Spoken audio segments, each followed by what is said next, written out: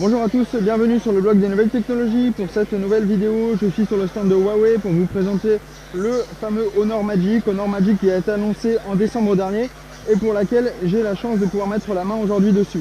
Donc ce Honor Magic est un smartphone équipé d'un assistant artificiellement intelligent qui vise à anticiper vos besoins avant vous. Donc ça c'est la promesse que fait Huawei. Donc derrière sa marque Honor avec ce modèle Magic, et c'est un peu ce qu'on va voir dans cette vidéo. Donc le smartphone en lui-même, il n'a rien d'extraordinaire puisque celui-ci, il ne laisse rien paraître qu'il est magique. Il a, bon, certes, il a à bord un châssis en aluminium, il a des bords incurvés, donc que ce soit sur le dessus, comme vous pouvez le voir ici, que ce soit sur les côtés, mais également à l'arrière, donc il est complètement incurvé. Mais là où il va se révéler plus particulièrement fort, c'est dans sa partie logicielle.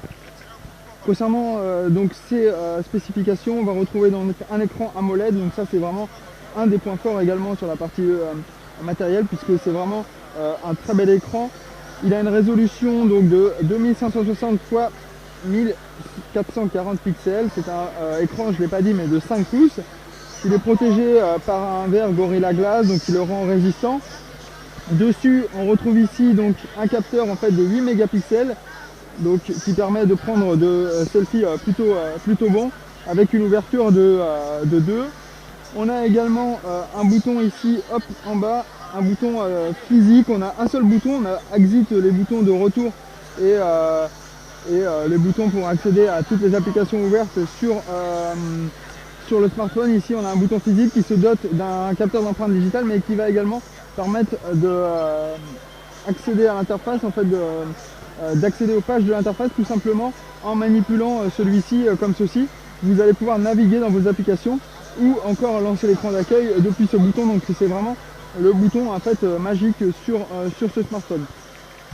Les autres spécifications à l'arrière, on retrouve ici hop, une double lentille. Donc c'est une double lentille de 12 mégapixels donc, qui devrait fournir des photos plutôt bonnes. Sur le salon, j'ai un peu de mal à en faire.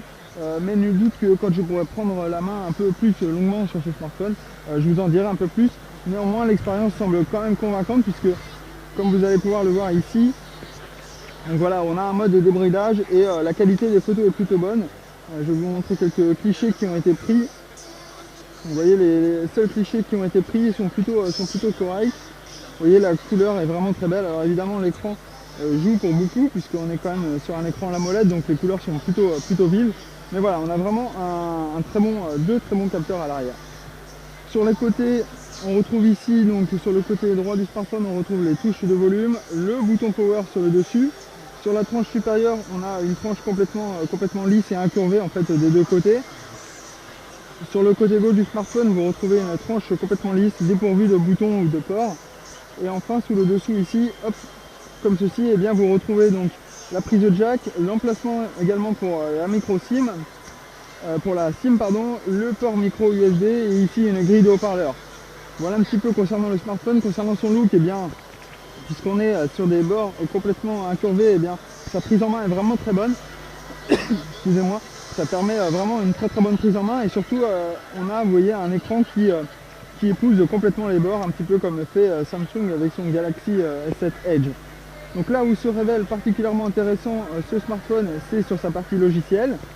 Alors certes, on se retrouve sur une version d'Android 6.0, donc Marshmallow, mais on a également le Honor Magic Live, donc c'est un système d'exploitation un petit peu propriétaire que Huawei a mis en place sur ce smartphone et qui permet d'apporter des caractéristiques prédictives annoncées en tout cas par le constructeur.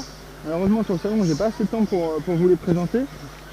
Mais on retrouve le Smart Service qui est un moteur de recommandation un petit peu comme on a avec Google Now si vous avez l'habitude d'utiliser. Donc vous voyez ici, on peut lancer le mode prédictive. Go to Barcelona. Donc là malheureusement avec le salon, j'ai pas trop de réseau sur le smartphone, mais en tout cas sachez qu'il va vous permettre de faire des recommandations sur des lieux où aller, sur des films, etc. Il va également imaginer pour vous ce que vous voulez regarder, donc ça c'est assez fort. On attend de voir un petit peu ce que ça donne en réalité.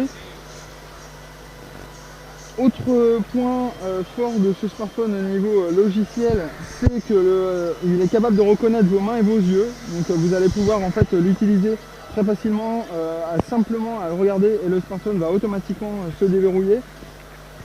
Et puis surtout il est à un prix plutôt attractif puisqu'il est quand même à 532 $, pardon. Donc un peu moins aux alentours de 500 €. Donc pour l'instant il n'est pas disponible sur le marché français. Néanmoins, même si il reste abordable, c'est un des smartphones les plus chers de la gamme Honor qui, vous savez, a pour habitude d'être très agressif sur le marché. En tout cas, c'est un smartphone très intéressant. J'ai passé un peu de temps avec lui et je dois dire que je suis agréablement surpris par celui-ci. Voilà. Si vous avez des questions, n'hésitez pas à me les poser. Au revoir.